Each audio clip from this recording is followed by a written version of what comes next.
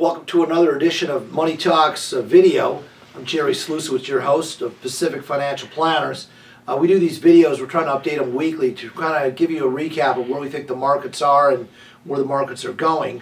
It's a very fluid and dynamic situation out there. The stock market has done extremely well so far this year, and really since late November has just been rising.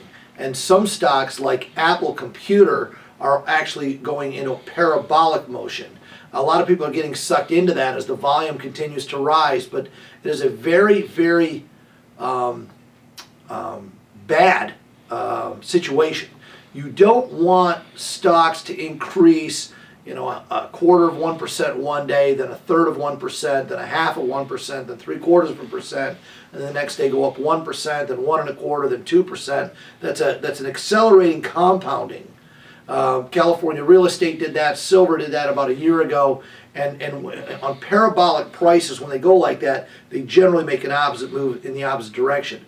I believe on the month, Apple Computer is up well over 10%, and since late December, it's up about 38%, if my memory serves me correctly.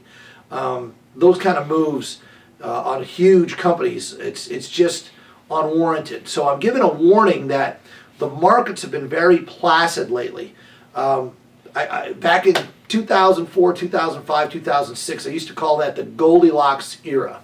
When I was doing my radio program on KLAA radio for all those years, the Goldilocks era was where it was not too hot, not too cold, everything was just right. Well, that's kind of how the stock market's been. I think people are starting to catch on to that. We have not had one day so far this year, and today's Valentine's Day, by the way, happy Valentine's Day, so February 14th, we've not had one day where the stock market has gone down for the Dow in triple-digit numbers, 100 points or more down in one day. That's a pretty long stretch to have eliminated that type of volatility, especially with the market above 13,000, 13,600 or something like that. So that 100 points is not a huge move when you're dealing with those kind of numbers. So we haven't had a down day of more than 100 points in a lot of trading days. We've only had 2 up days that have been more than 100 points to the upside. So volatility has declined dramatically so far this year. That lulls people in having a false sense of security. Now we're very long the market. We've been very bullish. We caught the turn back in November, and the market really turned in October. But when October to November was kind of like this. Right when it turned in November 25th, we were in on that right away and in heavy. So we've done a great job on this recent market call over the last few months. But now I'm issuing a little bit of caution because, again, in that Goldilocks environment, you just need to be cautious. People are talking about a melt up in stocks because it's been so cheap. True, they are still cheap, and there's some pretty good dividends out there, and relative to treasuries, etc., it looks pretty good. So it's very important to be a little cautious in here because we're kind of back up against the July 7th highs of 2011 on the S&P around 1350, 1360, and we've been struggling with that for the better part of a week and a half now. We could see it pull back down. How far down? I don't know. The 50-day moving average, which is I think 1287 on the S&P, the 200-day moving average is around 1257. That's 6 to 8% from here down.